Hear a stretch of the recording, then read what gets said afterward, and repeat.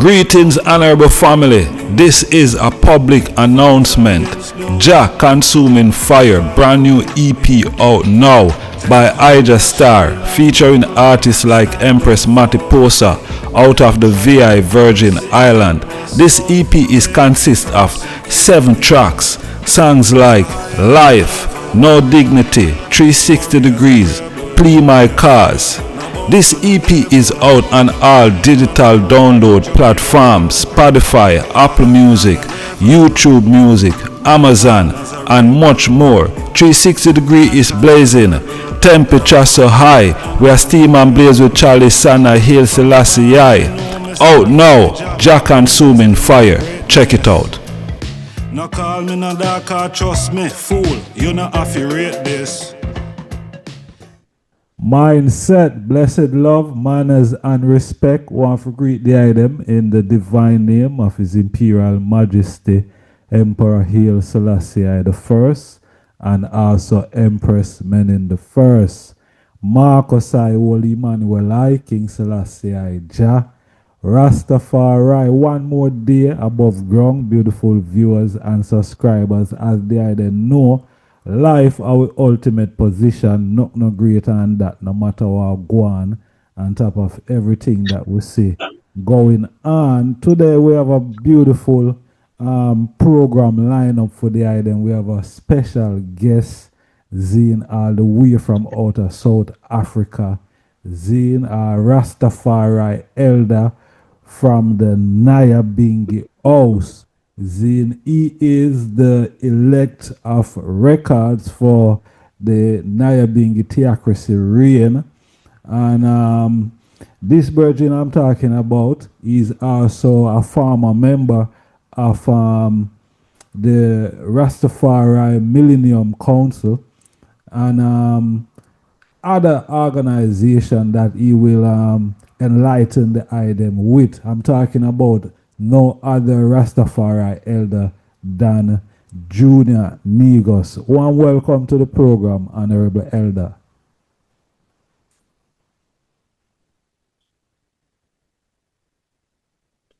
Yes, I give thanks, you know. How good and how pleasant it is for I and I, Bridget and Sistine, to come together to reason, you know.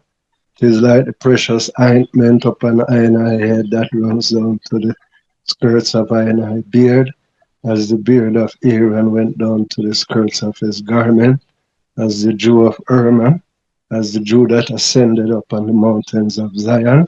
There the living lie, command his blessings that I and I must live forevermore through the powers of God Almighty, Haile Selassie, King Rastafari.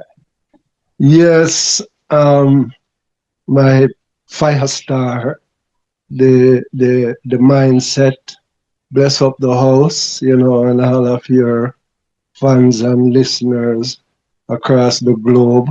It is an honor to finally reach this 4th position to address the I in an official communication. Give thanks. My Lord, glorified. It's an honor, you know, to have the high here, Honorable Majesty. Even though it's not the first time, but it's always great, you know what I mean, to have brethren like the I, you know, to forward and to share, you know, with, you know, the world at large, my Lord. So, you know, give thanks for taking the time, you know what I mean, for reason with I and I. It's a joy.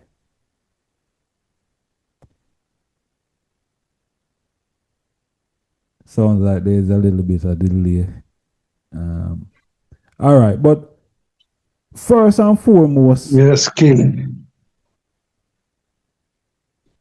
Yes, I don't know if there's a little bit of delay on the line still, but first question I want to ask the I, Zane, because you know ones around the world know the I, Zane, and know of the I.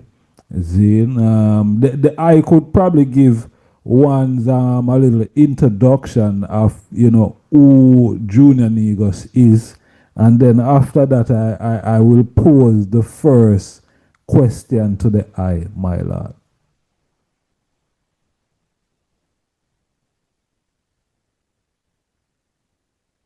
Yes, give thanks. Well, you see, Junior Negus is a youth man that grew up in Clarendon, actually in the district that our patriarch Leonard Percival Owl came from, in the district of Redland.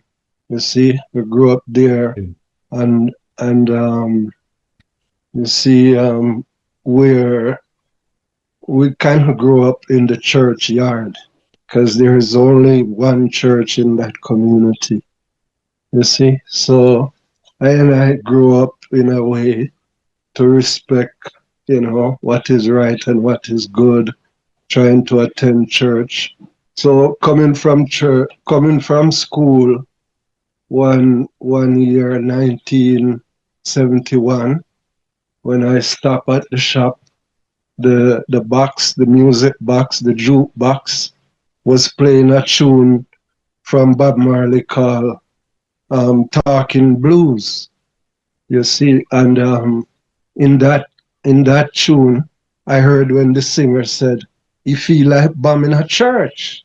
So I'm saying, "Wow," because Mr. Man, have I reference to the church. Yeah. So then the next line said that now that he know the preacher is lying. So me I said, what? The preacher tell lie? So from that day, 1971, I was possibly 9 years old. That's when I started to create my own outlook and certain spiritual aspects of being. And then I did migrate to Canada. And then 81, I see on video the passing of Brother Bob Marley. So it kind of shook me that I was saying, who's going to do the work if that man goes, you see? So I decided to take up the banner from that time. Also realizing that after my studies, that I was born on the same day of His Majesty, you see, 23rd of July. That kind of also gave me a study as well. See, So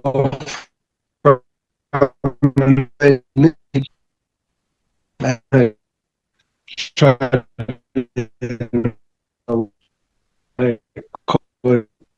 and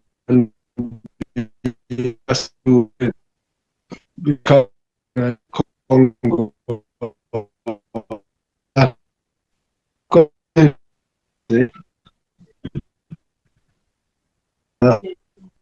yeah, the network is breaking up a little bit when I get.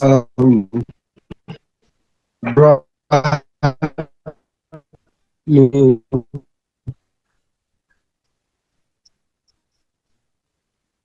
Rastafari, yes.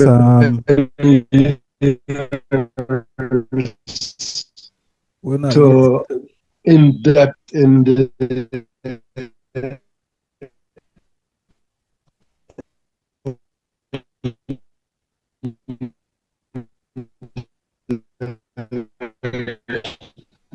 Rasta movement.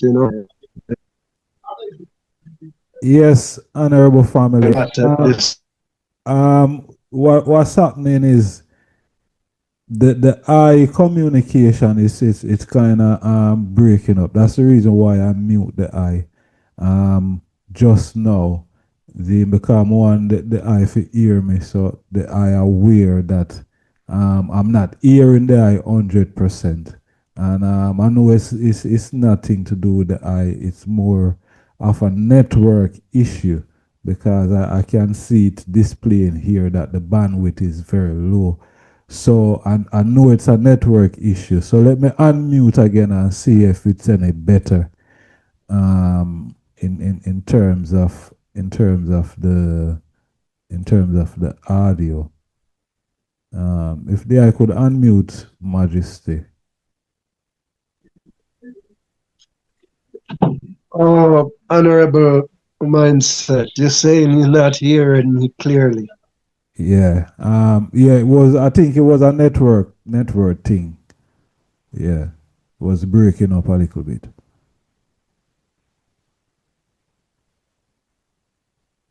So if there I could go through, my lad. So it seemed like it's coming and going. Yeah, but it sound 100%, you know. So if there I could go through. Yeah. Yeah. Okay, so anytime it's not 100, just let me know. Yes, I. See? So 100%. I can break up. Yes, I say, I and I get involved with the Niyahbinghi, trotting through 1992 in the centenary.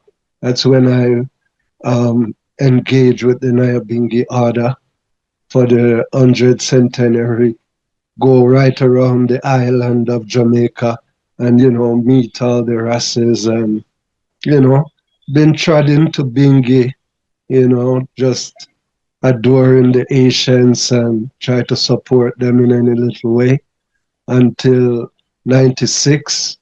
96, there was a gathering in Irish Pen, Spanish Town, where where a brother did burn in the fire. And in that gathering, the Yes, sir. official Niyahbinghi Youth Council was established with So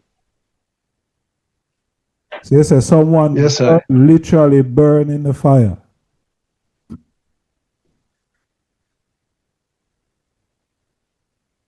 yeah, somebody that wasn't of so sound, This was an 11 night bingy, you see, a birthday bingy, 1996, at the same time when there was the Queen Elizabeth was keeping their gathering in Buckingham Palace and that day as well for the 23rd. And lightning shook them, and many of them got struck down and went to hospital. It was in the headline of the Gleaner. That was the same time this brother went into the fire. It was an 11 night light bingy, and it started on a Tuesday, but on the Friday, one of the elders had requested that I drove them to their home, and that was way down in the west.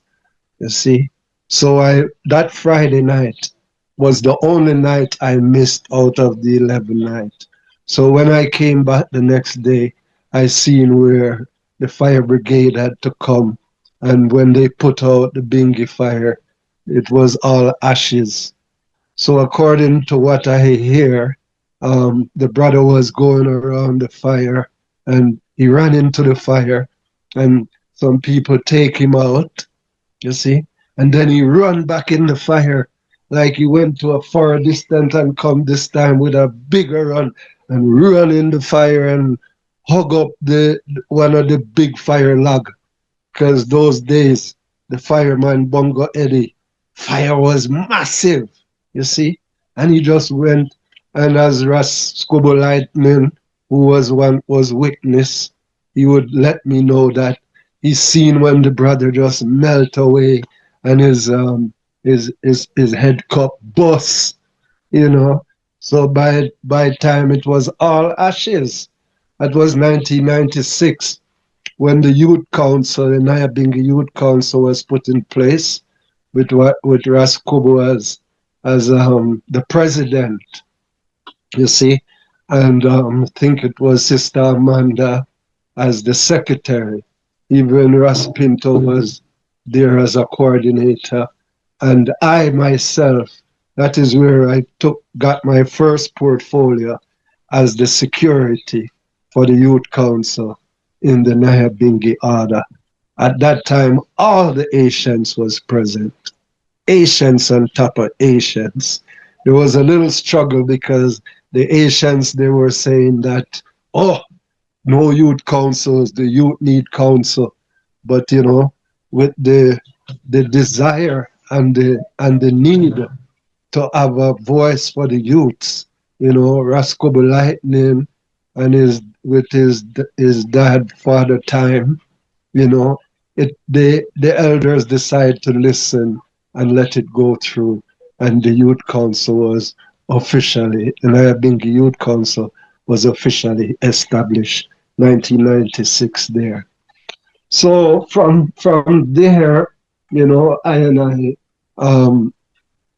was really trying to see how I and I could really get with the movement of getting into Africa.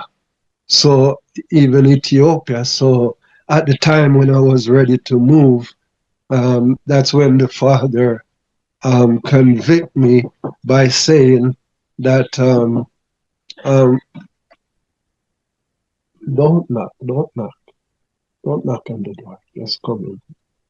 Yeah, that's when the father let me know that no, my son, in my house, you can't just come and you want to go to Africa without these Asians. Because he said, what about the elders before you who wanted to go to Africa? Not because you're young and brilliant and can find your way. So that is how now I find myself as a admin around the Niyahbinghi elders to try and see if we could get 100 elders out of Jamaica so that I and I could leave, you know. Uh, It, so it took some time, you know, until most of the elders they did pass away, you know. That's why ancient NEGUS, you know, we had to make way for him to leave because he was the main ancient among I and I.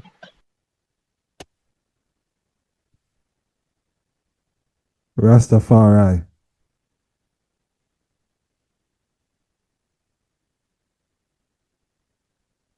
My lord.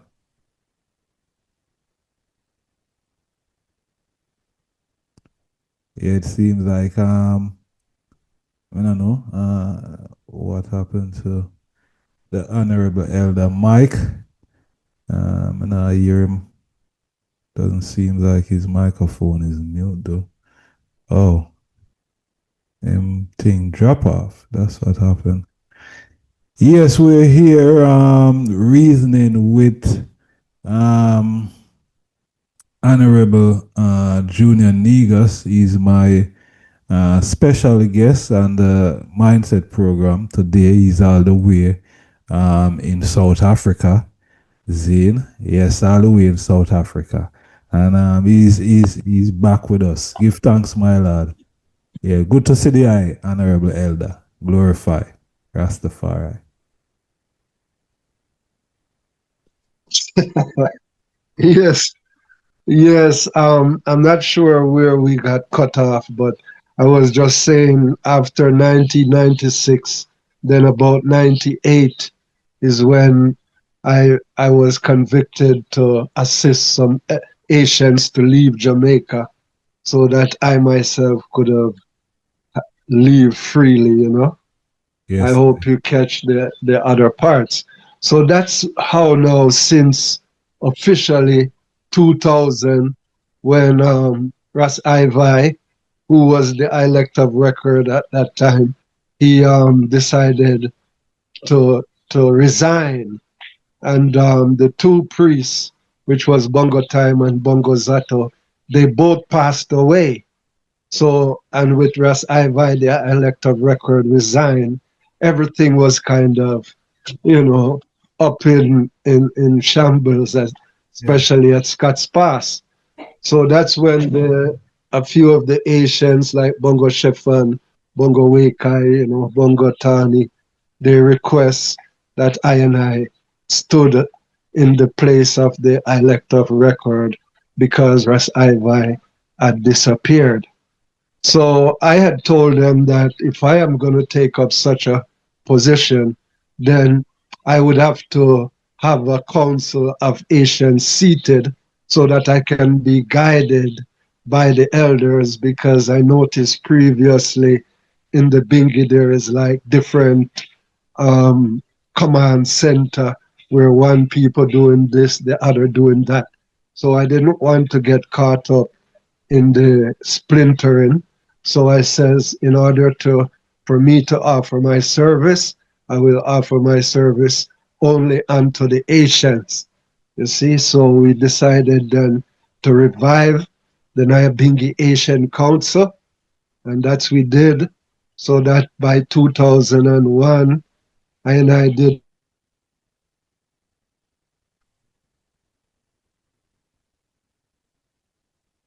Rastafari. Yeah.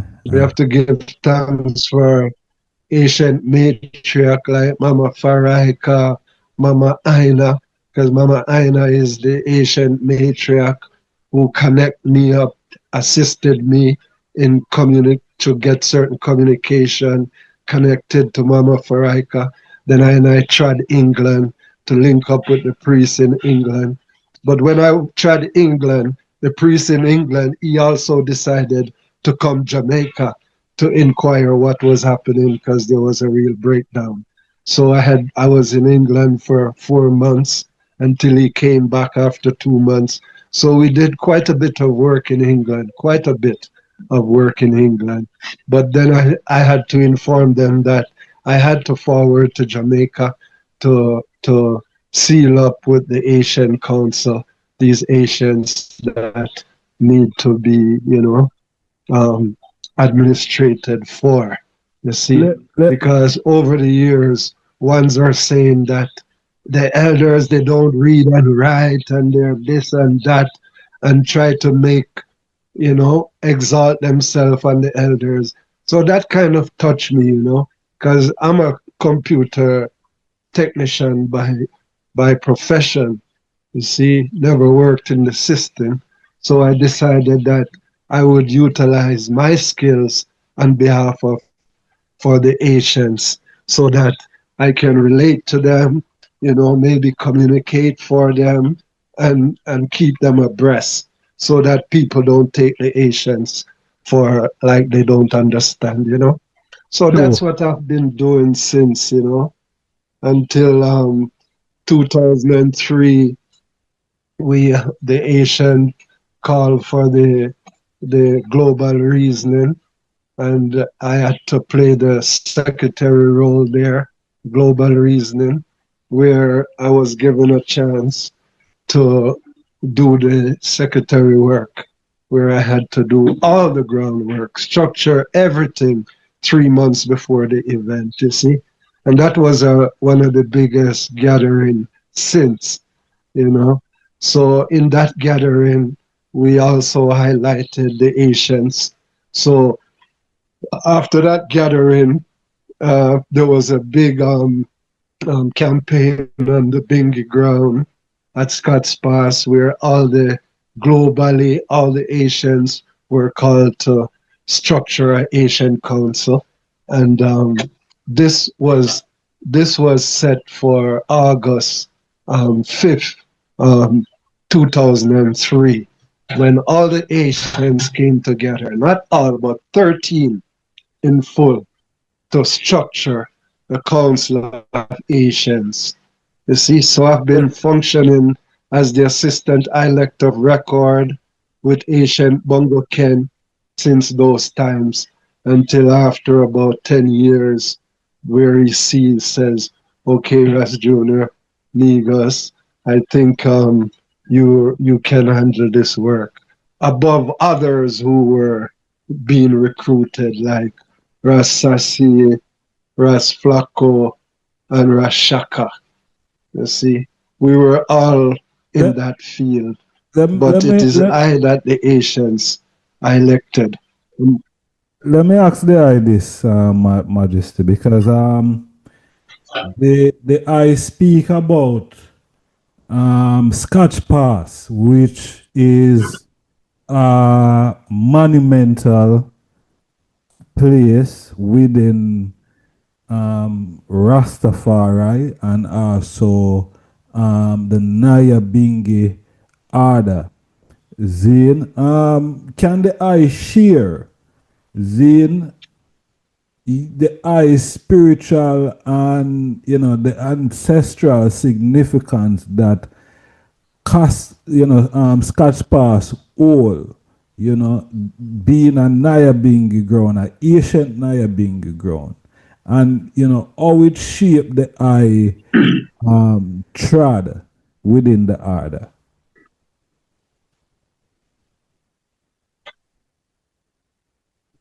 Yes, yes.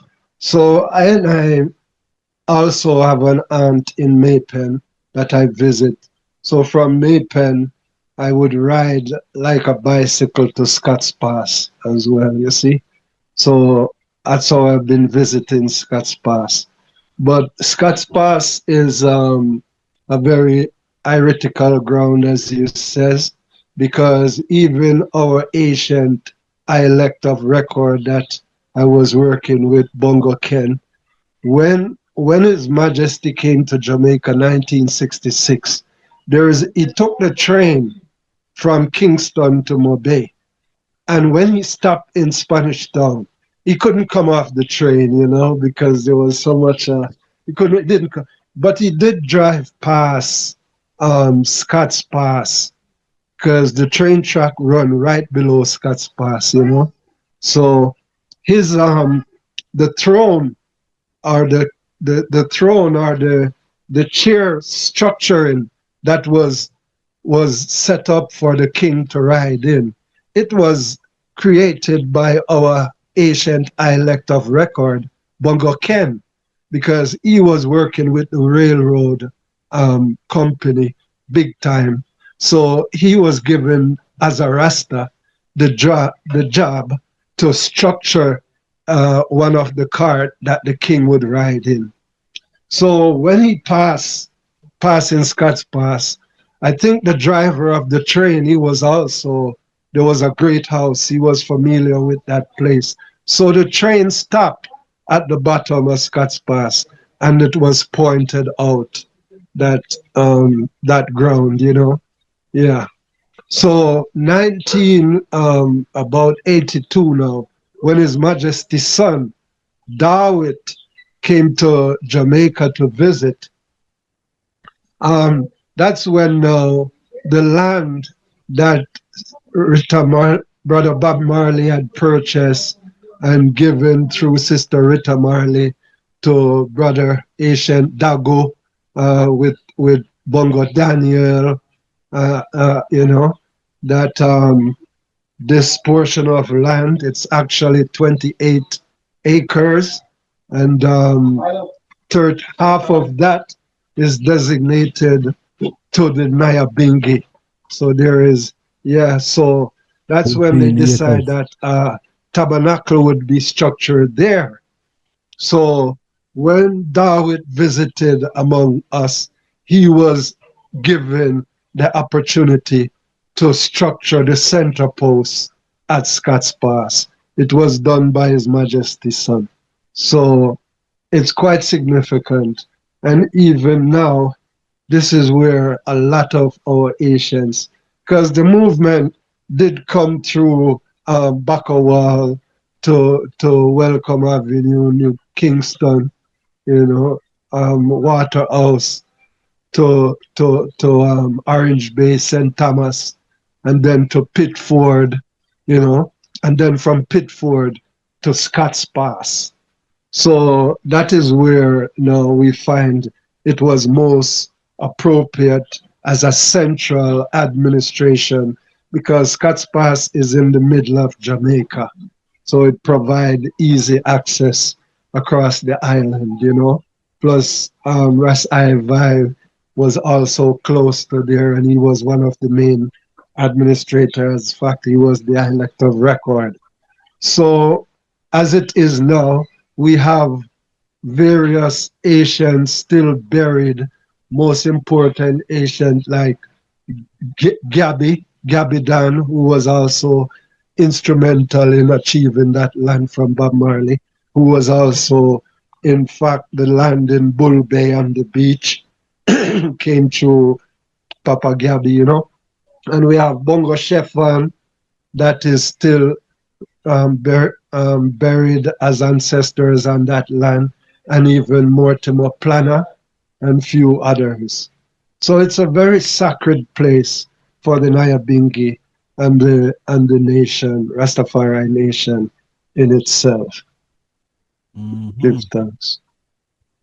Rastafari. And Now, a few as years it now, relates to a few years coming now, mindset, yeah, a few years ago, I think probably about 3 years now, there been some there been departure from the Niyahbinghi house off the Scotch Pass land, and there was a serious uproar because the land owes so much significance to ones and ones, probably people who have probably never even been there before, so it was something that was a bit touchy for ones, and pricklish that the Rastafari Niyahbinghi have lost that sacred ground, as they I mentioned. So much elders have laid there.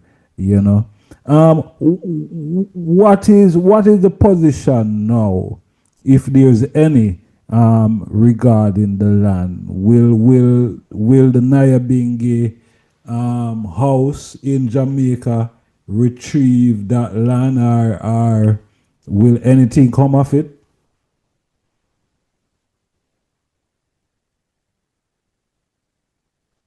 yes, mindset. Give thanks again. I think your question in particular is the present situation at Yes. Scott's Pass in terms of land and ownership and access, and but so I won't get into the court series that lead up to the fact that the land was like apparently so-called taken away and gate locked in 2019, you see.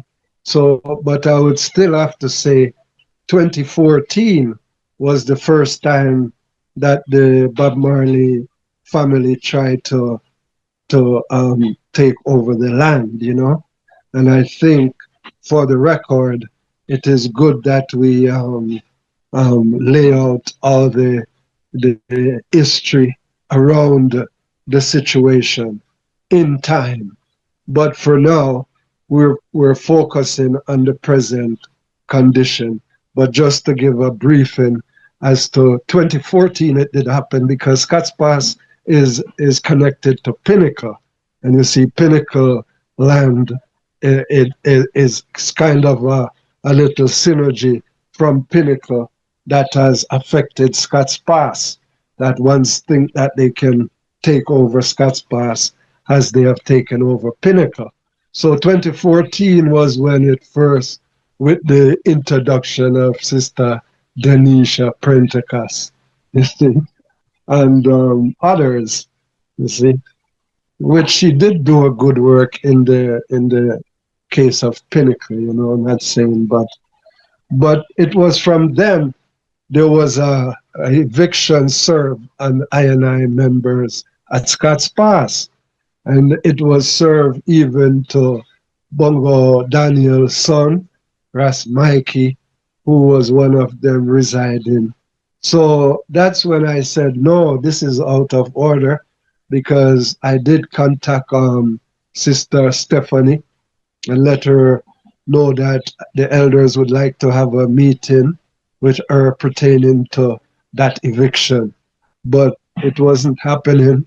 So I had to file a case in the High Court with Chu Rasbaiki and others eviction notice that, So once the case was filed, Sister Stephanie begged pardon and says that we're gonna work together and let's forget the case. So And I thought it was over because we didn't want to go into the court as races. But the court did advise her that it's best for her to work out the thing with the races because legally it's our place. So after I and I leave, it squash out and everything silent out. And there are other issues, but just to get to the point of what it is now. Then, but after I and I leave now, 2019, to Africa, as soon as I left there now, they just captured the place in I and I absence and saying all kinds of different story, you know. So I and I still had to stay here in South Africa and structure a GoFundMe and raise 1,000 US to retain the same lawyer to represent the situation in Jamaica 2019.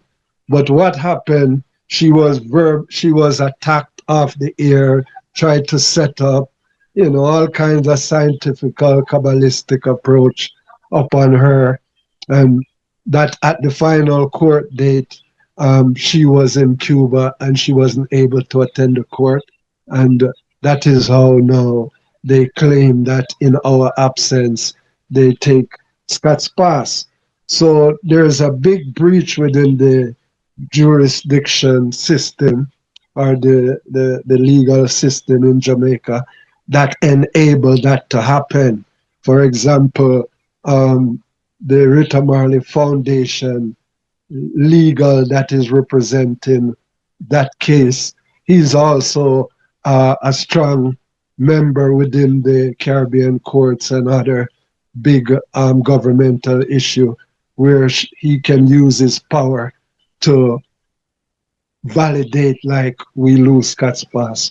So our legal now had to leave Jamaica since been to England to call on because she is a Queen's Counsel, to call on a solicitor, to call on the Queen's Counsel to look into the injustice that is taking place in Jamaica. So that is what is under review right now. So I could say Scott's Pass is still in our hands. It's just the legal system that needs to process to validate that with our legal entity that is our place.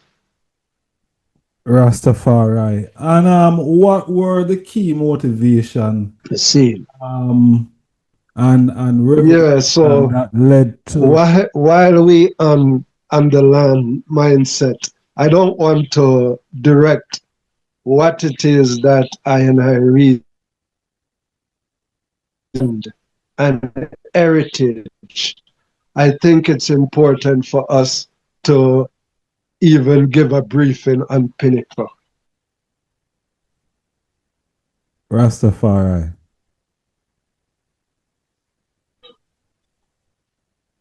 Yes, my lad. They are here and I. Is that acceptable, my king? You have to guide me, yeah? Yes, there I can yeah man, there I can go through about Pinnacle.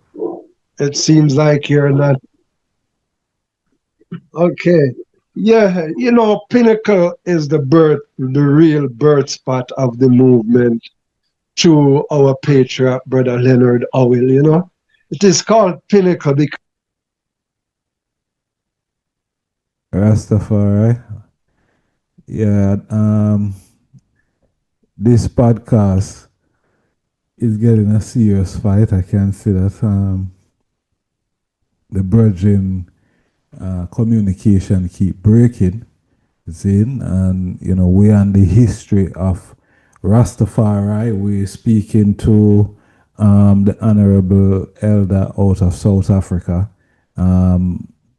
Honorable Junior NEGUS, Zin, which is the former elect of records for the Niyahbinghi order. I think he's with us again. Blessed love, my Lord. Think he set. Yes, sorry. Yeah, we're touching Pinnacle now, yeah? Yes, I. Pinnacle is the original. We know the basic history. It was one of the first community among the races because it's on a nice little peak where is like where Leonard Howell come from. Our district is also on the second highest mountain in Jamaica called Bullhead Mountain. That is the second highest mountain in Jamaica. And on the pinnacle of Bullhead Mountain, you have a spot there which is the center of Jamaica. And this is where most of the Maroon sovereign operation did take place from. You see? So pinnacle that Leonard Howell established in Spanish Town is not half the heights as Bullet Mountain, but it is on a pinnacle. Uh, so, as we know, 1994 was the final destruction with the government.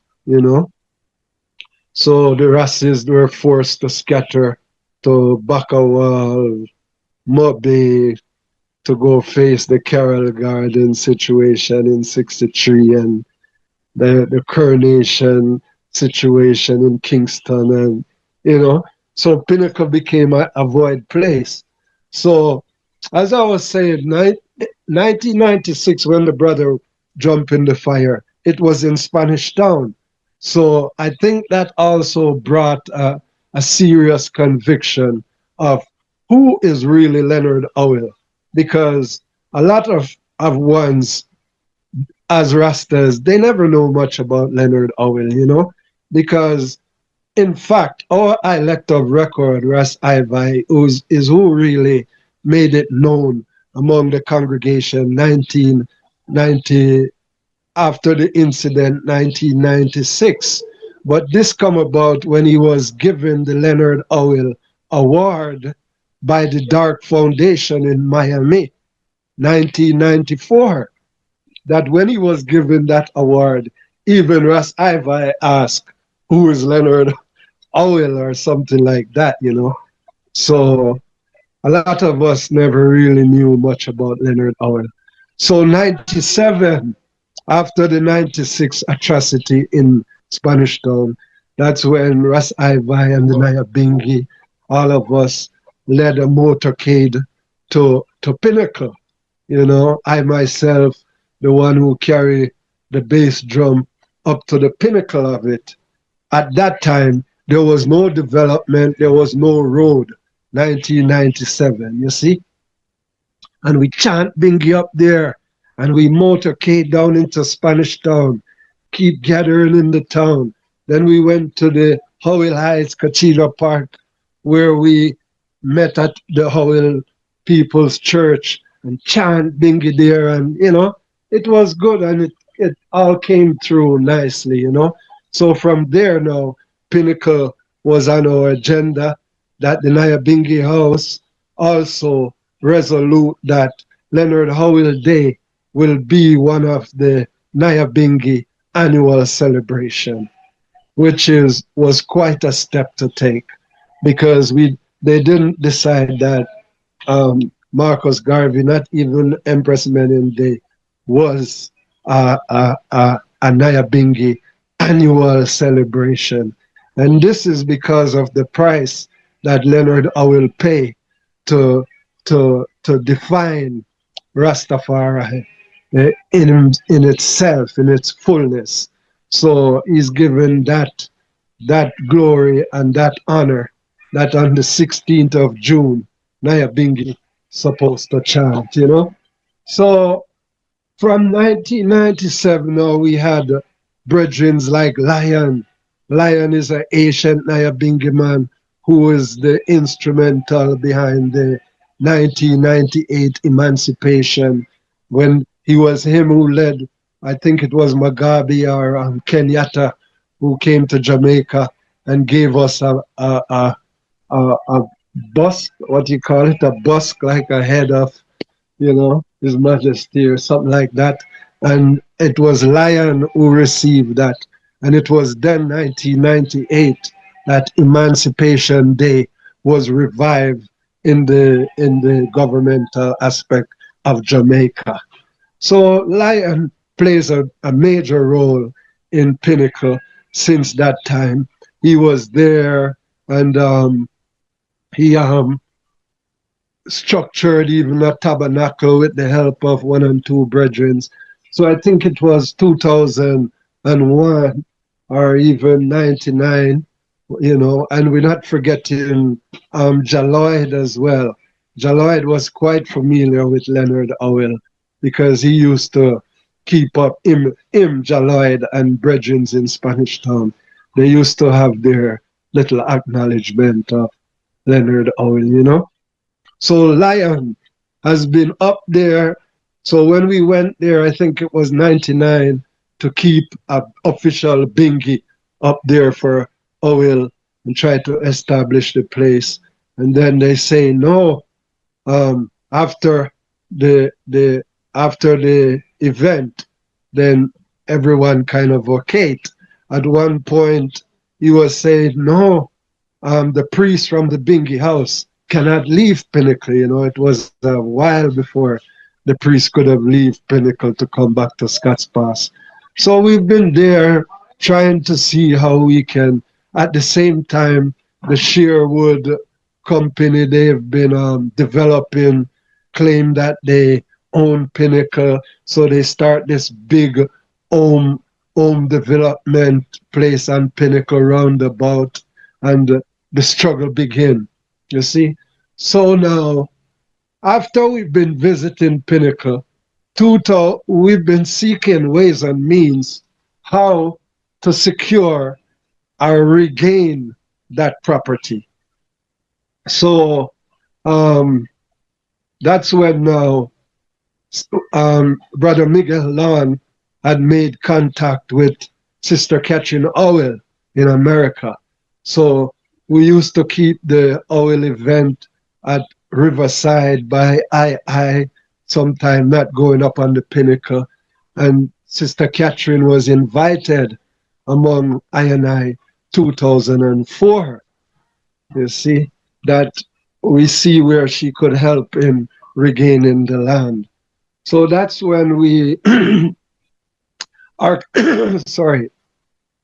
orchestrated the Oil Foundation was registered with Brother Lion as the Minister of Information, Brother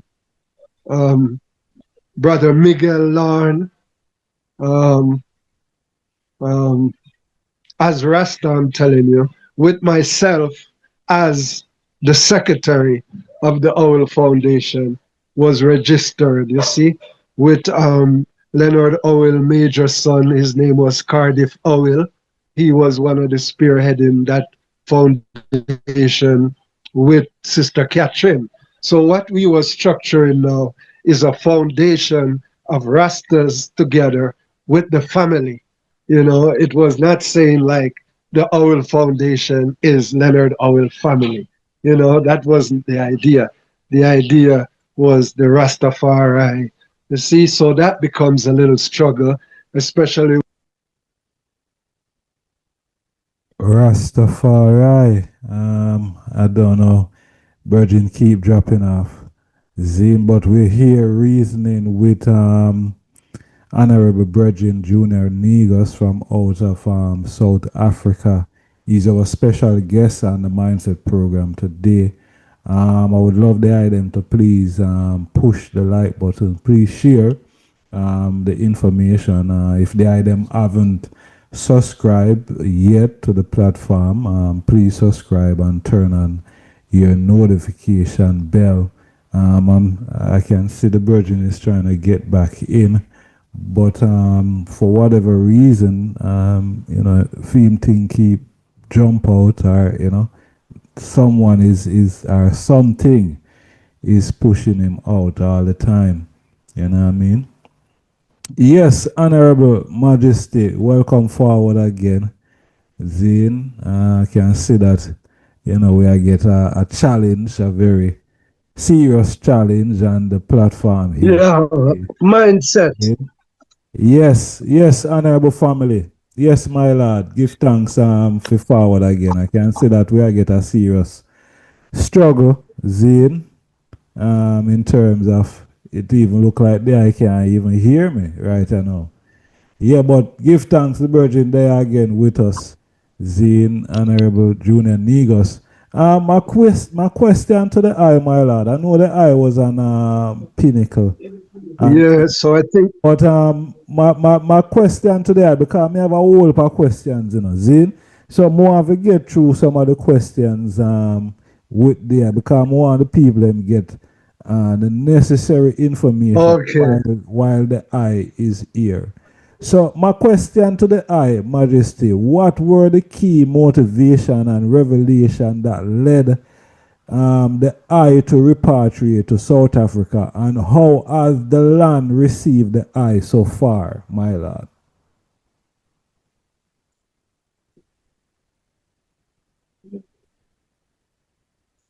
okay. From what I hear, we give thanks.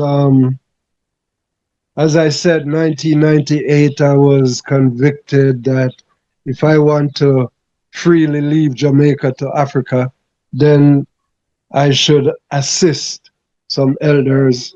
So since 1998, it didn't happen until start developing 2018, 2014 coming on. Through the bilateral agreement and through the the Niyahbinghi, because 1996 our high priest Bongo Watto had traveled to South Africa to introduce the family to the Niyahbinghi order, See, because South Africa wasn't really aware of the Niyahbinghi order.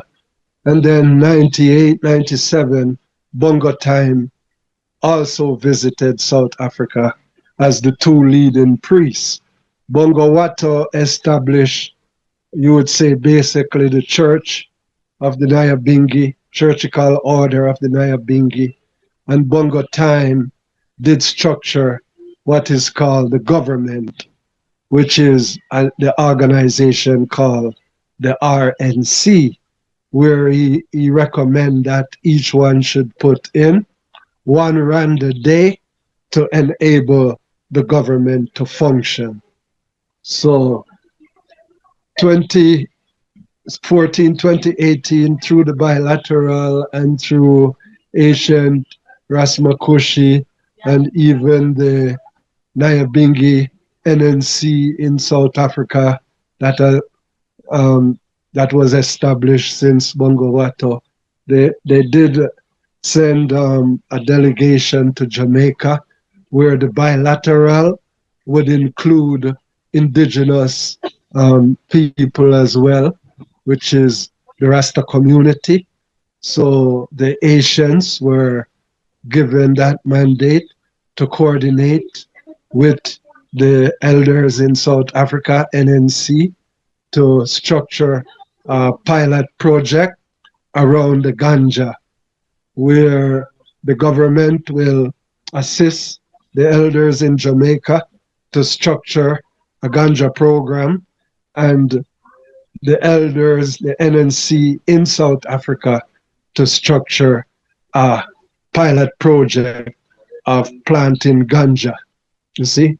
So we give thanks for even our indigenous president, Sizzla Kalonji, who was assisting the Asians from that time, and also the Queen of the South, Dr. Tandeka Makeda the seventh, because she led that delegation with the government from Africa, South Africa to Jamaica, with the instruction that she must liaison with the Asians. So from that, and from the fact that I was invited by the patriarch Bongo Makushi and Rastesfa to come to South Africa to do a field study on what has happened since Bongo Watto came, So there's a lot of things that didn't work out since Bongo Watto and Bongo time. Because what they had requested, the South Africans family, Niyahbinghi family, had requested from Bongo Watto 1966 that they should send some elders to South Africa who will remain in South Africa to guide the family of the Niyahbinghi in South Africa. Well, that didn't completely happen.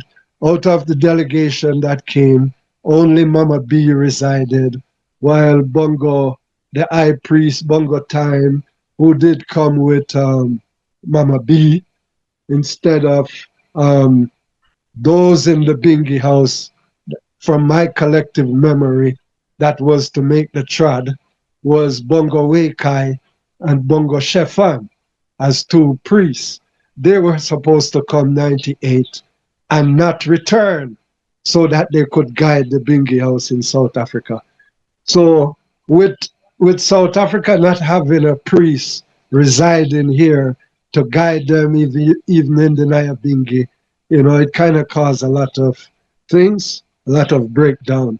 So with me coming now with the assistant of the Queen of the South, Queen Tandeka Makeda the Seventh, you see, it is her who contributed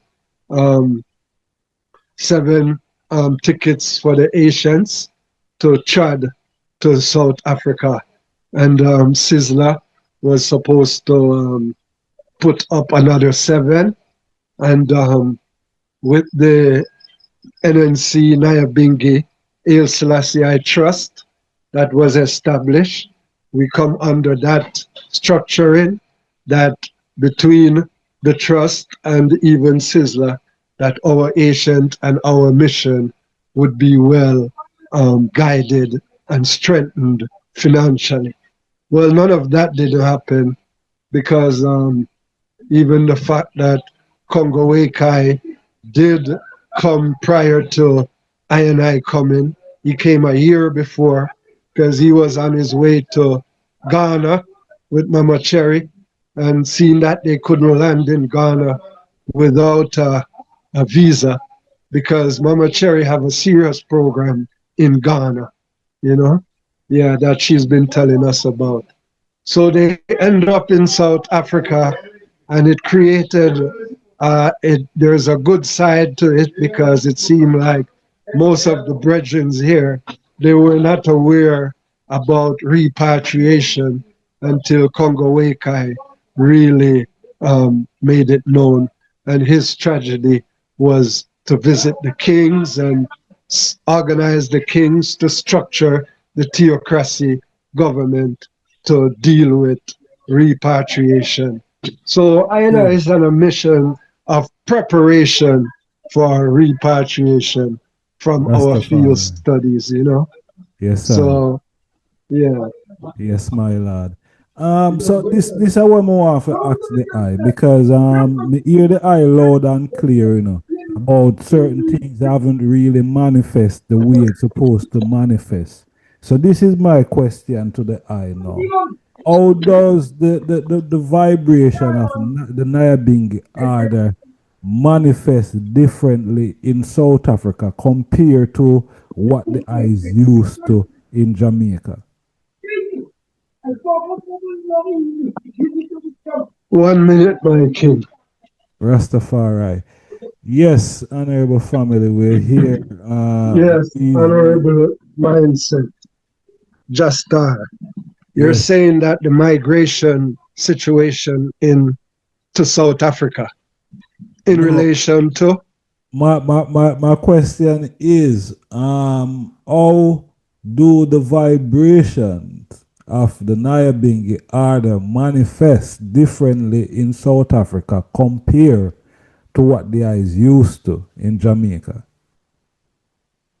Oh, yeah, that is a serious thing because as the Niyahbinghi with Ras Ivai, we had planned that what we do when we sending out the guideline, we would chant the 100 chants just to vice how it is done and put it on a CD to go with the chant book. So that didn't happen. So a lot of the chants, they're not chant the way that it was supposed to chant. And because of that, sometimes it makes the Niyahbinghi struggle on a low level. Plus, um, the fact that in Jamaica, we don't stop Niyahbinghi for to read Bible and be priests and start talking around the altar, you know. We don't do that in Jamaica because only compulsory the ISIS. When it comes to ISIS, you don't stop the ISIS. When the ISIS is finished in the morning, we read Bible, we even pray, as many people want to pray then. But while the ISIS is going up, you do not interrupt the ISIS to preach. And so that's one of the main things, and the fact that the chants, some of them, but we congratulate the brethren in South Africa. They did a good job in preserving and getting those chants, even though a lot of them is not chant. What they have done, they create a lot of their own chants as well. And they have some very good chants, you know, but also some that is not so known amongst the congregation. So those are just some of the small things, and the fact that the Niyahbinghi is supposed to spearhead the government of the RNC. So coming here, we see the RNC is not working. There are other organization that was created to function as to do the RNC duty, you know, for various reasons. So on arriving here, I did see that it is only fit to strengthen that which the high priest has established, which was the RNC, and have a seating among the elders in South Africa. That is why we have 7, 8 Asians came to be among the Asians and elders in South Africa, so as to enable them to get a good picture of the integrity that the Asians from Jamaica was trying to preserve, and empower them to continue to preserve that agency as the elders are the vanguards of the community, you see.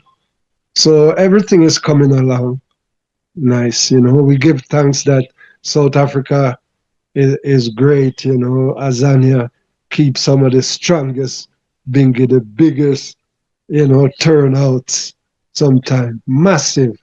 You should try and be at one of the coronation or even the birth celebration. These celebrations are very powerful, you know. The what I just discussed there are minor towards what is happening. But what we see happening here as well is that the administrators among the Niyahbinghi, they're not focused on the main mandate of the Niyahbinghi order, which is the Cree, where the hungry be fed, the shelterless, the sick nourished, aged hungry be fed, aged protected, and infants cared for, and the ignorant who must be educated. You see, so we see with this ganja thing that's coming in now, it seems like all our administration is about ganja, you know. So Yeah, it's but, kind of before the eye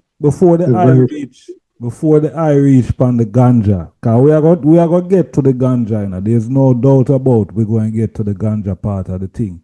But before we reach to this, Majesty, there's a sequence of questions where we want to ask the eye. Zane,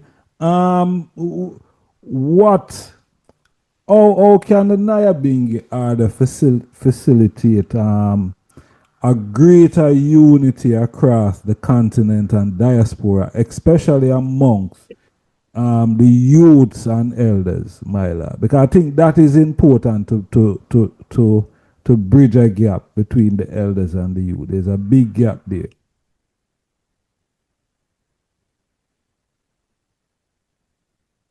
Yeah, well, give thanks again because the Niyahbinghi order in Jamaica, 2006, in order to for that which you're requesting to even empower the on a wider scale, one voice, one governance, including the youths.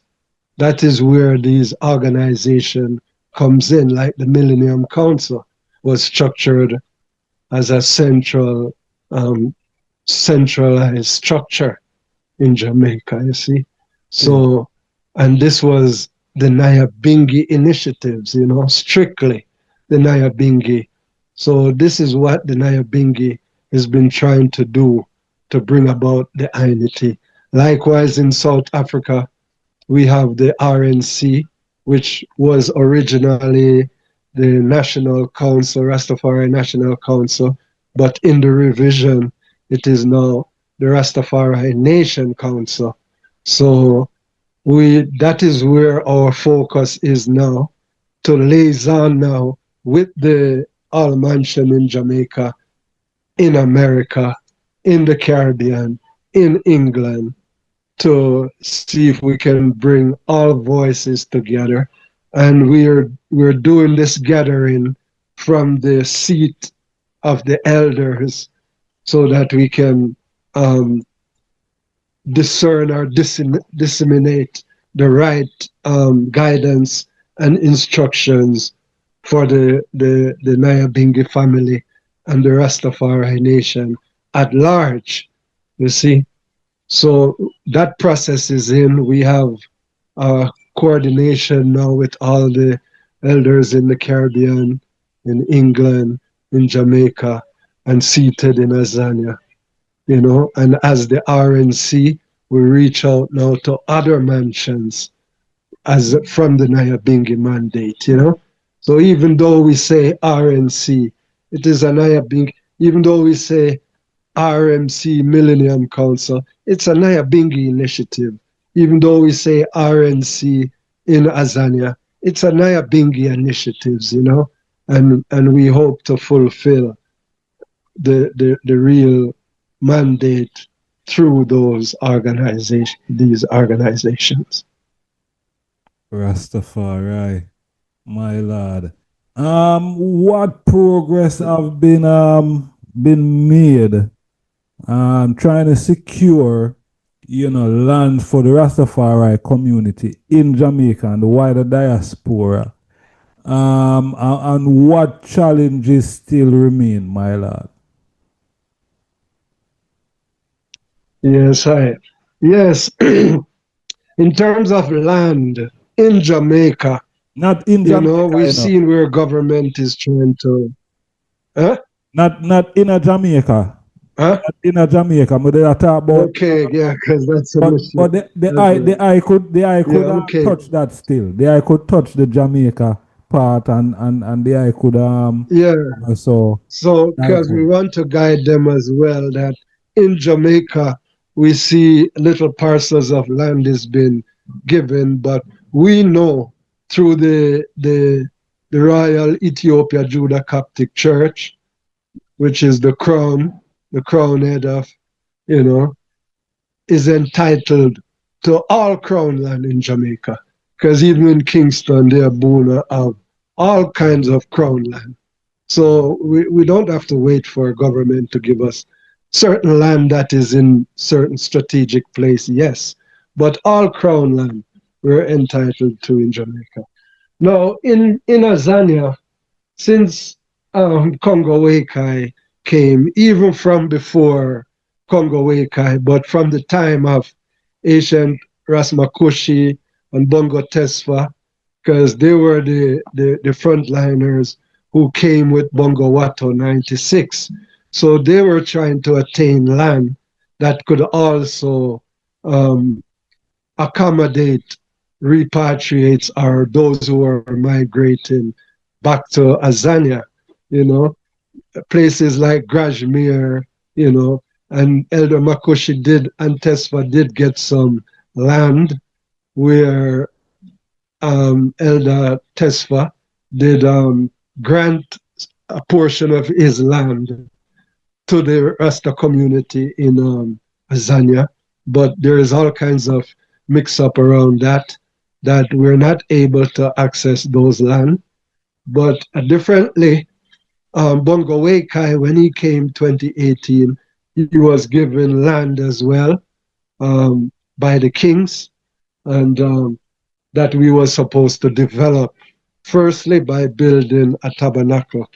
But I arrival, realized that as the Niyahbinghi order, we cannot build Niyahbinghi tabernacle on a cemetery area, you know, because that is going to disturb certain ancestors that are not really with it, you know, and the ancestors have a right to rest how they are without being disturbed or whatever.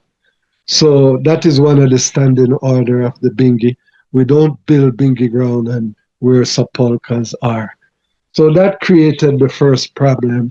And the fact is, land in Africa is not a problem, but it's to develop the land. You see, land is definitely not a problem, because even now in Pumalanga, one chief is telling me, come and look, because I'm telling him, it's not really land is the problem, it's working out our resource to develop the land. Because if you have access to land through the traditional leaders, and after a certain time, you can't develop it up, then you're depriving the community from our Africans from utilizing that land. And that is the problem we don't want. Further, for that reason, we was also seeing how we can buy even our own land so that we can develop, you see? So land is not a problem, it's the resources to develop the land. And so far, we was also trying to see the different climate zone in Azania, where in places like Limpopo and Durban, you know, it's like climate more so as to Johannesburg and, you know, even Kimberley, Northern Cape, you know, Northwest, all those outing, you know, all those Southern Cape, Western Cape, all those places are cold, and it's very not accommodating for I and I coming in. Plus those places like Limpopo, Durban, they have much tropical fruits that we were accustomed to, whereas in other places you don't have tropical fruits. They can't grow. Not even a banana tree can grow certain places. But, you know, so we haven't been really resourceful to circle the place, to identify. But so far, we have Pumalanga. We have all kinds of land in Pumalanga where, you know, but we can, and it's a little warmer there as well. But also in Kimberley is where our priests did visit Bongotani and visit the government and requested for land space. And it was seriously considered. Even now, I've been to Kimberley after 5 years around and about Johannesburg, then another year in Durban.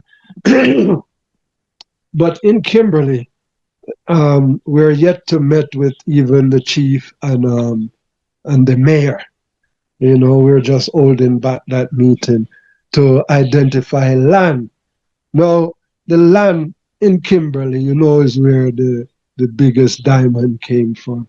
So we want to have access also to land where those land could be resourceful, that even I and I coming from the diaspora can do our development of those lands. Yes, I. Rastafari. Yeah, man. How the I see Rastafari engaging with the legal ganja industry Are I and I being, are we capitalizing, are we being sidelined? Okay, well, you see, this is the main thing. It is called the Azania Jamaica government to government bilateral agreement on the cannabis. You see? So it's through this bilateral with Jamaica and Azania that the ganja was established, the ganja industry, you see, through that coordination. And somehow, because the government of Azania or even Jamaica, they're not so um, educated about the ganja because it's mostly comes under the indigenous people kind of plant. And in South Africa, in the constitution, it makes room where indigenous people are accommodated for and their herbs. So with that clause of the constitution, um, South Africa have a lot more leeway for the ganja to give access to ganja.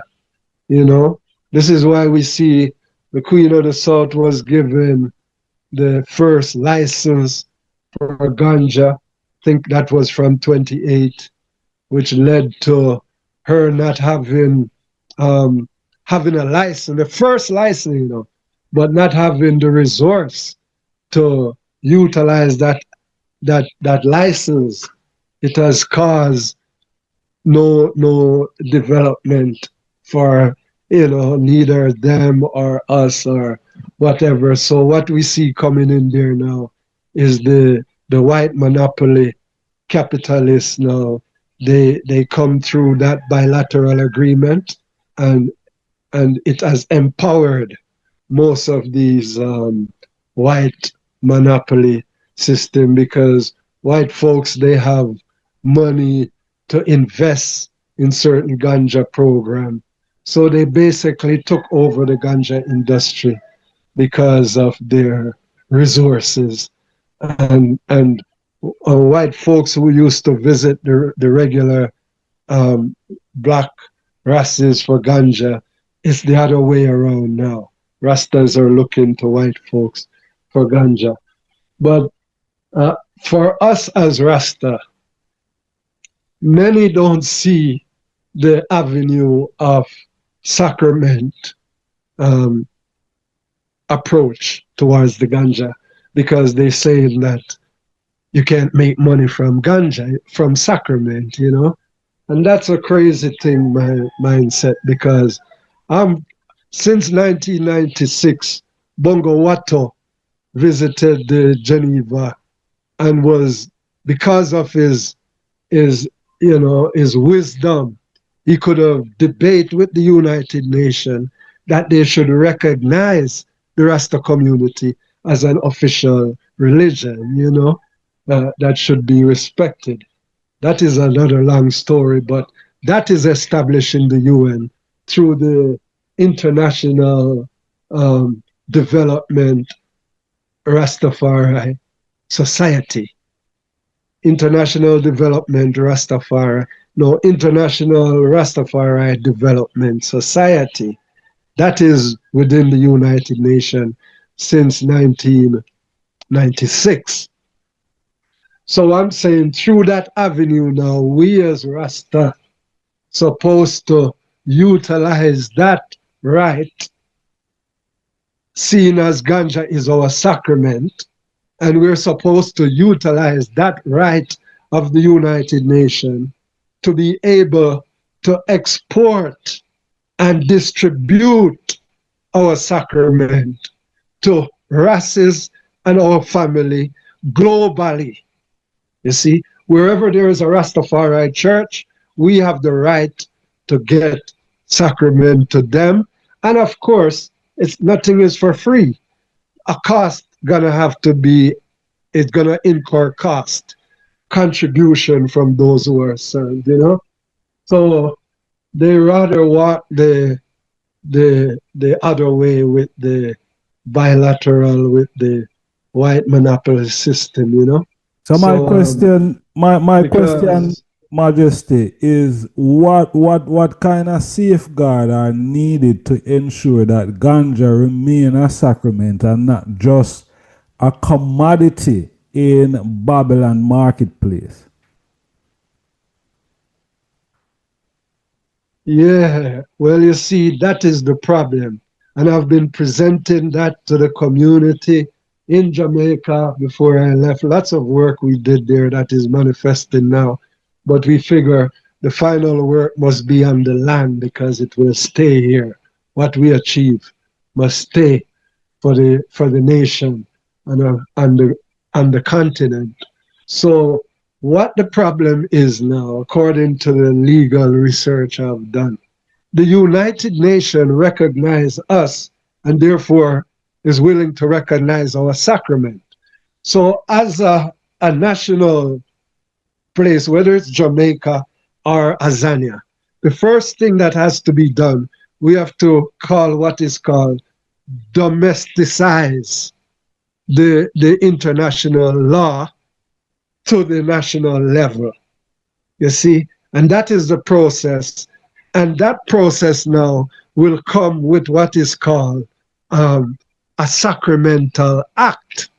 Now, the sacramental act will outline, it's a document that will be presented to the House of Parliament, which explain to the Parliament how we deal with our sacrament. Without that, it's not going to happen. So first, they must domesticize the international law to the national level of Azania that the government can now create an act.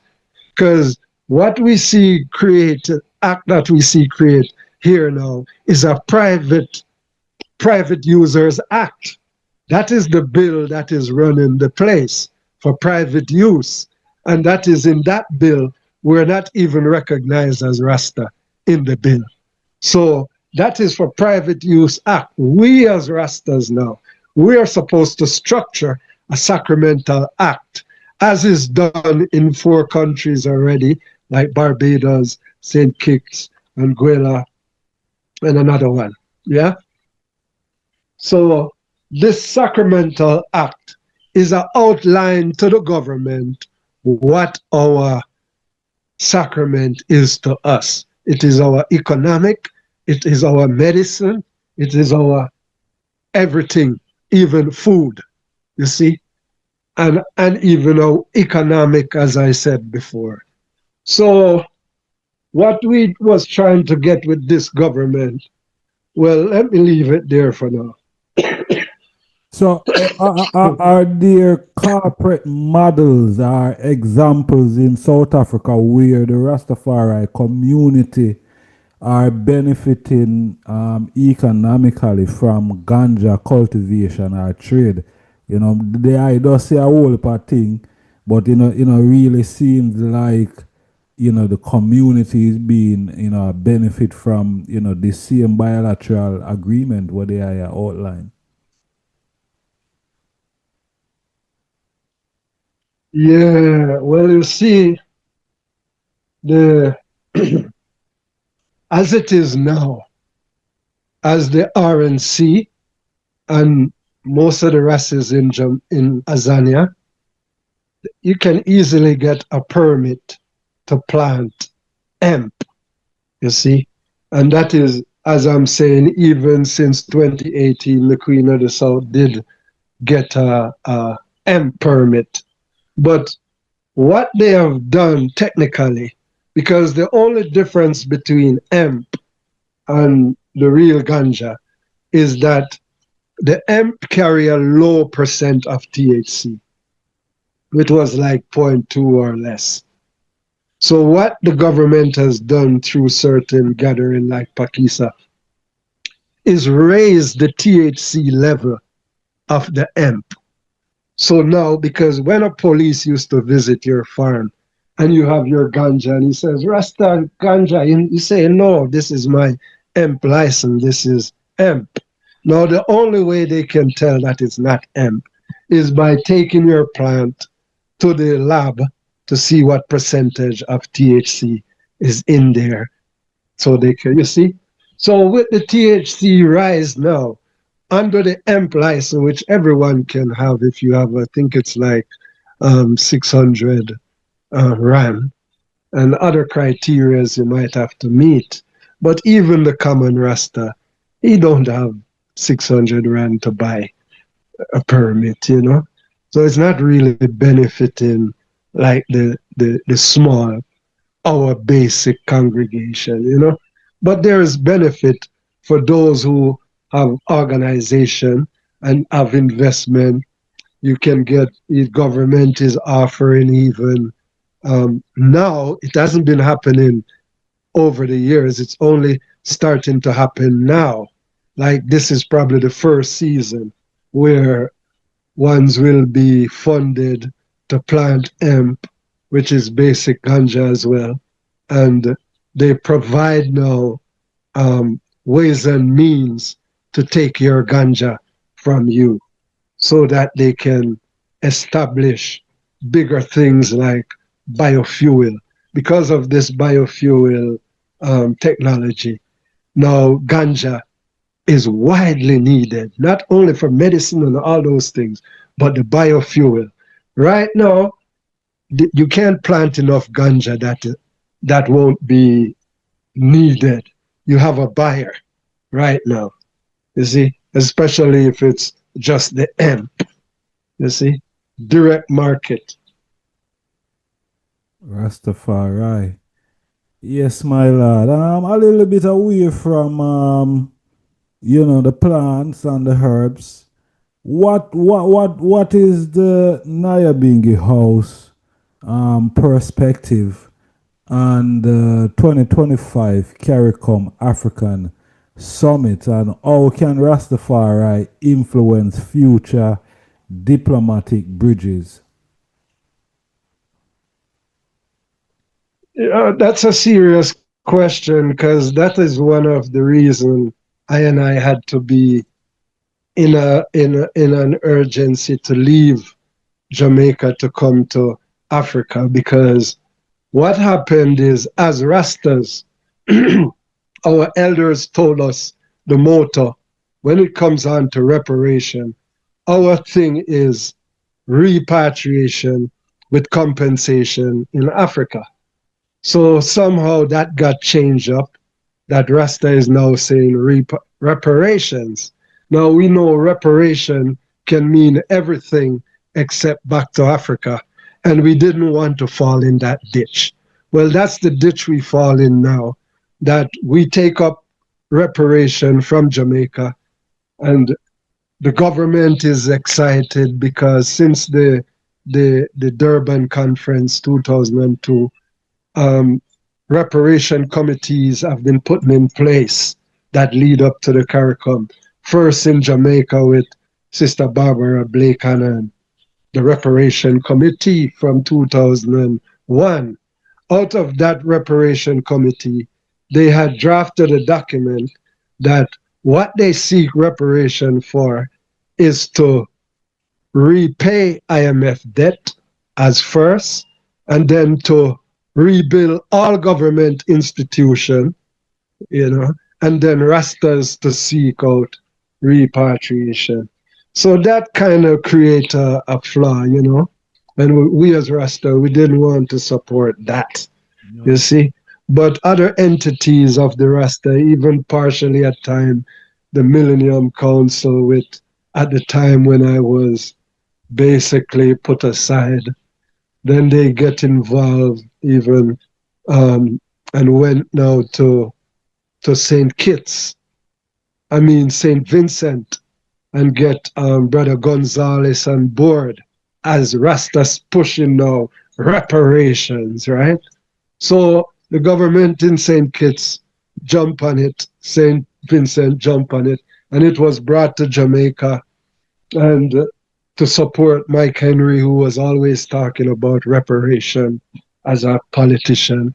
So with Rasta now fully behind it, they accept it in Parliament, you see. I was there the day when Babsy Grange presented the fact that the government is going to support reparations.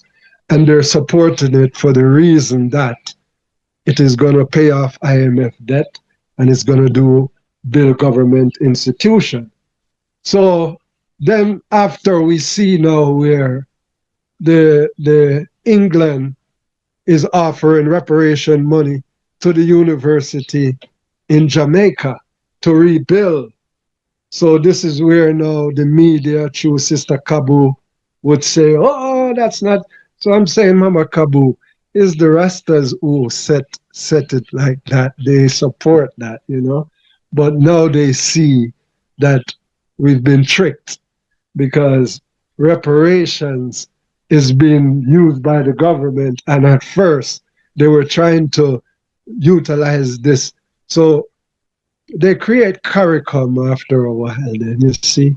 And then they were trying to do it without the AU. So we had to let the African people know that when it comes to reparation, it must be dealt with by the black man government. And the only structured black man government on sovereign land is in Africa. You see, if you see China people in America, their government is in China. So all black people in the West, their government is in Africa. So you cannot approach anything to do with Africa and the diaspora as it mean reparation without Africa leading that process. So that's where we just reaching now, where the AU is being engaged with the CARICOM. That's why we're also trying to engage this government to see how we can represent our clause through the AU with CARICOM. Rastafari. Yes, I. And do I see the summit as a genuine step towards reparation and repatriation are more symbolic than substantial? Yeah, well, I think from observation and from what is going on, you can see that it's basically been captured away from the grassroots people of it, you know. So what we find now is organization, you know, who is leading the process, and their idea is to utilize these reparation initiative through these different organizations, which Niyahbinghi is not a part of any of those organizations. This is why you would see CARICOM in Shashamane, and it is not the Niyahbinghi or the Rases who are representing in the CARICOM from the Rastafari perspective as it relates to the land grant and the Church of the Niyahbinghi in Shashamane. So these organizations, they've placed themselves to deal with reparation through CARICOM in some private entity, whether it's through cultural exchange, student exchange, and all kind of different little exchange, but not to approach reparation, because reparation means to repair the damage. What is the damage that was done? The first damage was done to Africa because her human resources, not even her human resources, but in the 1800s when they met in Berlin, they literally impose on Africa colonial borders and colonial rule, you see? And that's where they stripped our sovereign rights of our kings, you see, to rule and govern their people and the land and what is in the land. You see, these are responsible, the kings are responsible for that. So to repair the damage, we're asking that the kings and the traditional leaders be given forward their rights to repair the damage that was done as reparation, in reparation. Now, the second thing, apart from the king, is that the human resources that was stolen from Africa to go and build the Western empires, they must given a chance to be returned to Africa to build their own continent. That is the second thing to repair the damage, and that is repatriation. Now, this is what we want known to the AU so that we can make this representation as the sixth region in the seat of the sixth region, because we still have to identify the seat of the sixth region, which should be represented by an official governor from the sixth region, which is the sovereign entity of the Maroons. You see? Rastafari. Yes, my lord. So how can I and I now as Rastafari strategically position ourselves within these continental dialogues to ensure our voice, zine, and vision are heard? Yeah, that's why I says 3-4 days ago we finally met with the government of Azania through the deputy office, and that is one of our requests, that we can align ourselves on that diplomatic level, and we're trying to position ourselves also with the development of Ibrahim of Burkina Faso and the unity between Niger and Mali and all the other countries that are coming together to structure the sovereign rights and to have a powerful say in how the AU go about our affairs, even as Rasta. So that is what we're trying to position ourselves to engage with these recent developments coming out of Burkina Faso, apart from the AU. What is the I view and Ibrahim Traore stance in Burkina Faso? Does it echo the spirit of Marcus Garvey and the Niyahbinghi resistance? Yeah, it echoes it so much that what we had said for reparation to to return the authority of the kings. Because if our kings are stripped of their dignity, what can we the people have as dignity if our kings are not, restored properly? So we see that Abraham is in line, because we have also seen where the seven traditional leaders, King's Council, has met with Abraham and gave him the blessings and authority to proceed on behalf of the kings to restore that sovereign rights of the kings, not only in Burkina Faso and those places, but everywhere where the kings govern. And so that process is still on, because we know Ethiopia is a sovereign kingdom from that time, which has played a major role in even the Swaziland kingdom, which is still a remaining active, one of the only kingdom that is sovereign. So from that position, we need to structure the United Kingdoms of Africa as the sovereign authority of the continent that is in charge, you see? Yes, sir. So can Rastafari... So Abraham... Go on, my lord. Go through. Yes, sir?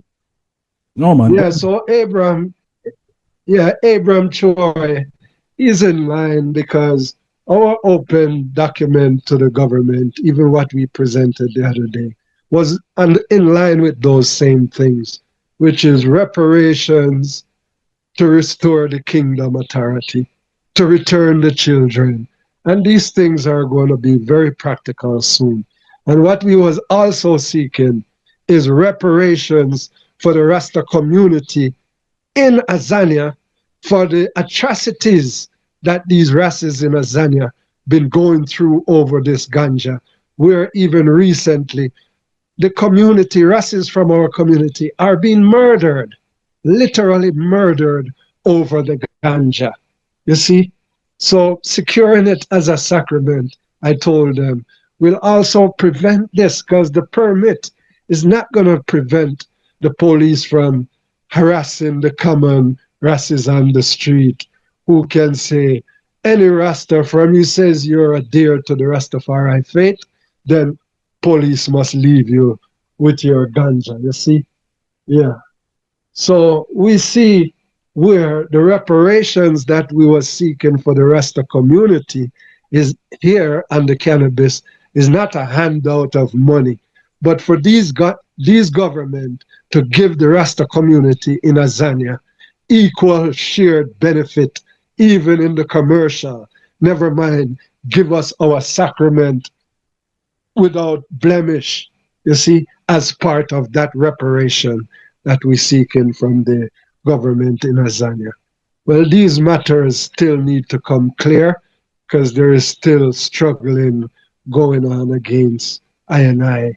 You know, you always have internal struggle where others have other agenda that they want to bring under the Rasta and then put our agenda on the sideline, you see. So we're not going to allow that. And Abraham sure is not going to allow that. So my have two more questions for the Eye Majesty Zane. So how can Rasta benefit or build an alliance from the wave of Pan-African sovereignty movement rising across West Africa right now? Yeah, well, I have a delegation going to Burkina because we need to visit there to probably even see if there's any churchical races there, so we can have a little gathering, you know, apart from the government, because we are church and state, regardless someone to burn the church aspect, you see, but we are church and state, because the church is what validates the integrity of the government ministers, you see, so that they know not to lie or thief, because the Niyahbinghi fire will definitely burn you if you betray the people integrity, you see. So we having a delegation even going to Nigeria early in another week or so, and one going to Burkina Faso. Now, I is not pushing for the Burkina Faso mission at this time because that trip is going to take place during the coronation, because they'll be back actually on the 8th of November. And the situation on the ground in Azania, it wouldn't permit or it wouldn't be wise for I not to address our situation here before even attempt to address Burkina Faso. Rastafari. And what role does the Niyahbinghi presidential order plays in guiding Rastafari governance, and how is it involving this new millennium? The Rastafari what? What role does Did you say what role does president? being a presidential or president play in Okay. guiding, you know, Okay, Rastafari that is a government? long story because, yeah, when we talk about the indigenous president that was working, that was implemented by the Niyahbinghi to really oversee the whole repatriation agenda, you know, that has not worked out because as the indigenous president, um, even in Jamaica, authorized by the four indigenous sector, the Maroons, the Revivalists, the Kumina, and Rasta. You see, with those four entities empowering Miguel Collins, Sizzla, and Kalonji to represent the indigenous rights in Jamaica. This is where now everything got let down because as the indigenous president, the government parliament is supposed to report to the indigenous president so that the indigenous president can guide the parliament. Just like how in Africa here, the traditional people is who are supposed to guide the parliament, you see, if we don't have our own monarchy parliament. So we're still waiting to hear what the presidential aspect of the Niyahbinghi is saying or doing towards this fullness. Because we did um, engage him with Mugabe with a letter that Mugabe would spearhead the repatriation and the whole sovereign movement, and that didn't work out. So we're still waiting to have a dialogue with the President Ibrahim, because we get to find out also that he is the president of the Sovereign United Kingdom Federation in the continent, which represented by the 7 councils. One is from Ethiopia, one is even from Africa here. But they did meet and empower him. And we also, from the 6th region, the Maroon sovereignty, we did engage the United Kingdom here in Azania, where he is also the chairman of the Diaspora Bank and also the president of the United Kingdom in Africa here. So we're still to be updated how he is going to coincide with the president in Burkina, but he's really the sovereign head of the 6th region through the Maroon system, you see?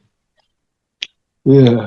Because a lot of ones, they ask, they don't understand when the delegation went to His Majesty 61. So His Majesty said, send the right people. The right people is not Jamaica government. Jamaica government works under the Queen. He was talking the sovereign approach of the Maroons so that he could coordinate on a government to government, with the Maroons. But the Maroons were so sensitive of these matters. But since we've engaged them, just like how we've engaged the kings here as well, to make them aware of their rights and how we can assist them to secure their rights. I hope that give a little understanding of the presidential role of the Niyahbinghi. Yes, I. Final question to the eye. I think this one is going to be a little bit touchy, my lord. It's something that I see circulating on the social media. I think probably about 2 days ago, and it's very heavy on the Facebook. Zane, I don't know where else, but I see it circulating on the Facebook where a brethren is either charged or being accused from the Niyahbinghi house in South Africa of raping either a 9-year-old girl. I don't know if there is aware of it, but it's something that I see heavily circulating on the social media by ones and ones in South Africa. Yeah, that is very touchy because I've seen the ad and it really shakes my heart because it's an elder that I know and respect very much, you know. And so my stance was let us wait and see how this work out. And then I just recently learned today that he's actually in jail for that act. So I see it's more serious than I thought because I know over the years you have certain races who will not um, stoop to any kind of, especially female currency or current, where, even I myself sometimes I sometimes because since I've been amongst the Niyahbinghi family, I've been trying to see if I could find a queen, or in the Niyahbinghi, or that is Rasta, you see. And it's not forthcoming because it's not any and any queen that I and I can suit I and I, because, the works that I and I is involved, I and I queen must be equipped to, can play a role. So sometimes other females that might have interest in you, and because you're not interested in them, it can create a lot of propaganda and things, because I've experienced that personally, you see. So because I've experienced that, then when I see these accusations, I try to get to the bottom of it. There was one incident of a brother which I'm sure he had molested his little children. Now that brother has only recently come amongst. From I have been here, I've never seen that brother like among the Niyahbinghi family, until recently. This almost months before he was accused. Um, he came among us, and one's even give him position as record keeper, and you know, and that one I'm sure because it is the social service who really investigate if that did happen and medically, and it did happen, and the way it happened to a little child, I don't want to get into those things, but I'm sure that Rasta, but I wouldn't say that Rasta is Niyahbinghi.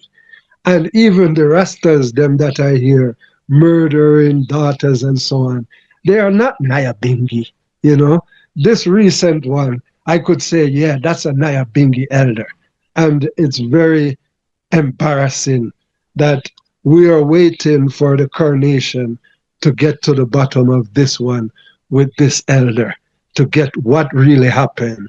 But apart from that, we see where there's a lot of feminine movement among I and I as races who's trying to discredit even the elders and the Niyahbinghi in itself by tarnishing the Niyahbinghi as a gender violence kind of community, And it really hurts us because the other day we met with the Human Rights Commissioner to address some of our abuse to the rest of the community. And then all of a sudden, this gender violence against the women came up and took over the agenda with the human rights. That now, instead of the human rights looking into our rights that have been abused, they're looking into our community as a abusive community to women and children. You see, and races who have been killed, the ganja that we've been murdered, and they turn their back on those issues to now have us. So there is a scheme to really perpetrate amongst the Rasta community as if we're a patriotic movement and we don't like women and children because of certain order that they have been. But it's not so. I and I as Rastas are the first to show love to the feminine gender to bring about a balance in all things through our King of Kings, Kadamawi El Selassie. That's what he taught us. So we have great regard for our empresses that at times we regard them so much that we just allow them to do terrible things amongst the administration because we have a serious problem with the women leadership among the Rasta community. They have been leading this community for many years now, coming from Mother Moses to Data Desta. These are prominent even now, Sister Mitzi. Sister Mitzi is the chairperson for the Niyahbinghi Order since 2010. So how could we be discriminating and people calling us patriot movement when our chairperson has been a woman for the Niyahbinghi Order for going 2 decades, over 2 decades now? So I don't think it's fair to brand the Niyahbinghi community as gender violence. And in any community, you might have infiltration where ones come among you and say, yeah, there's Rastas. Like I hear one of the elders says, from you's a Rasta and you're 50 years old and you want to marry to a 20-year-old. That is like marrying to your child. And I look into that, even though it's part of the culture here. But as a grown man, you couldn't want to be with a young daughter. At least 35 and up can still have children. But I don't think it's right to take a young daughter because, as the elder was saying, it's things like these now that lead into you finding favor in little children. You see? So it's coming from things like that. And that is not acceptable. And it is not among our community. If it pops up its head, we deal with it, and we're going to deal with this one. And we'll give the update. But the one that was done before, I know it happened, but it wasn't. Can't say it was a bingy man. And the other one that murders his girlfriend, he might have murdered a Niyahbinghi sister, but he's not a bingy man. All kind of rastas come among us, and as they create crime, they want to say it's Niyahbinghi. You see? And most of these rastas that do these things, they're just people who just grow up lax and without no teaching or discipline. And we don't want to, because I and I as Niyahbinghi, we're properly trained. Our Asian taught us how to be disciplined, especially with women.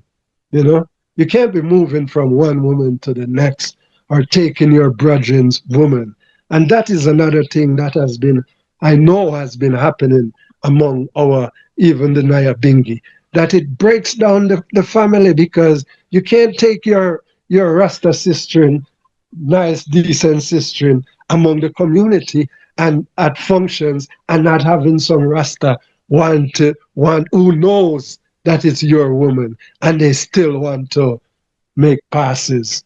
You see? So those are the things that are among humankind, and as the priestical order, we try not to find ourselves in those with those kind of things. And if it comes up among us, we're gonna root it out by law, because these things has to be done with the law.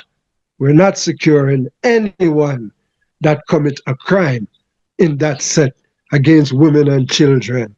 We just want it proven by the right legal entity, and it's done the right way, because we as the elders, we can't go and investigate those things to validate it. We have to let this, because it's a crime. It must be dealt with by the legal system. And when they come up with their findings, then they present it to I and I, the elders, and we look at it and we make our judgments. Rastafari. Totally agree, my lord. I want to thank the I Majesty for taking the time. So much information, so much knowledge. Zane, it's always a joy anytime, reasoning with the I, my lord. So I want to thank the I, and just, the I could share any final thoughts and the whole reasoning, my lord. Yeah, well, we calling on the Rastas and the elders in Azania to really, ancient elders, to really pay attention to the statical administration of the Rastafari nation. Let's not get caught up with just being priests and talking Bible and just chanting Isis. Let's practically, as ancient elders, as Niyahbinghi administration, look into how we administrate governmental, government to government administration and not let any and anyone use our governmental status as a nation to address things that are not touching and most um, pertinent to our community, you know. So we calling on the ancients and the elders to pay attention, stop being silent, and let one and two people monitor our administration. Because we're not going to ever get anywhere if we, as the elders, don't make a stand within the administration of this nation. Because by rights and by customary law, we, the elders, ancients of this Rastafari nation community, are the legal custodians and vanguards, you see, by law. So it's what I and I say. It's not what someone who is not our elder or any kind of organization say. So when we confront government as the vanguards and custodians of this movement. And if they refuse to oblige by what the ancient and elders says as the vanguard, then they're liable to be charged. Then they violate the customary laws by putting other issues in front of what the elders has presented as the government of Rastafari. And give thanks, my king. There is much more to reason on, Yes, and sir. I hope you will find the different things because there is too much. And if I have a program that could log these some of the things, because I am the elect of record, you know, globally for this Rastafari nation, you know, it's not a makeshift thing or, it's a work that we've livicated our life to, you know, we've livicated and suffer and sacrifice the cause to be places where many cannot afford to be and to keep the record of very important events so that the collective can be aware.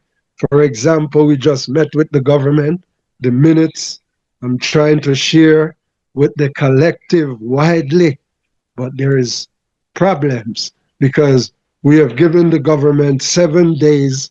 The government give us 7 days to prioritize our concern and put it in a way that they can understand so we can instruct them how to assist us in these major and 7 day pass and I'm not even allowed to share the minutes, never mind the document that is supposed to be reaching the government.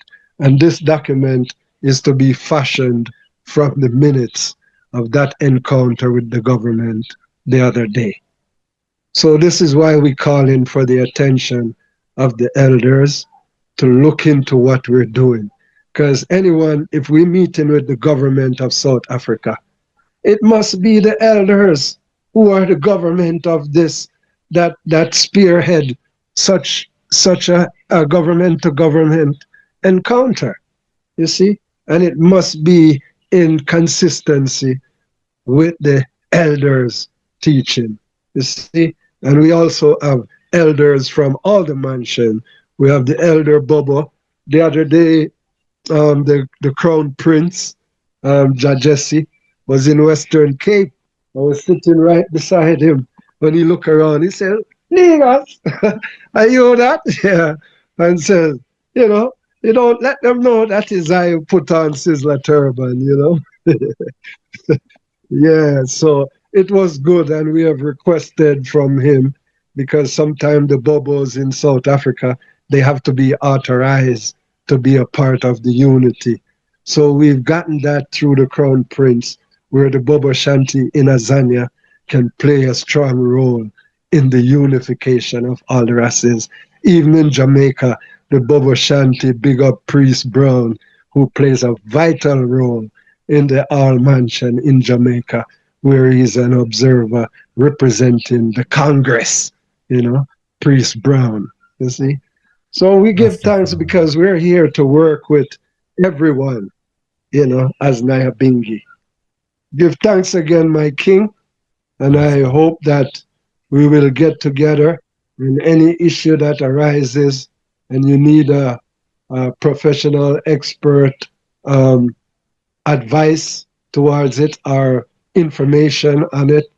Don't be shy. Contact I. I'm willing to volunteer everything that I can to assist for the sake of the youths that are going to rise up so that they can know how to move forward with the administration of the Rastafari nation. Glory, glory, Rastafari.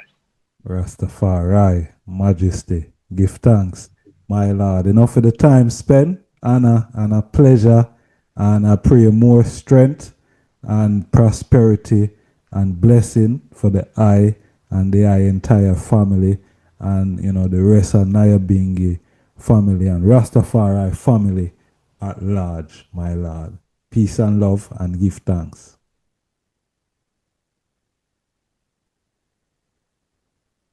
Blessed Majesty. My Lord, peace and love, Rastafari. Yes, honorable family, there they are, them have it. Junior Negus, the elector of records, all the way from out of South Africa, my special guest today. See, and that's where we're gonna leave it. Reason with me in the comment section. Please remember to like, share, and subscribe if you haven't done so, and turn on your notification bell so whenever time we upload a video like this, you will be notified. All right, mindset, Rastafari. Peace and love. Smash that subscribe button. See you on the next video. I just start the mindset.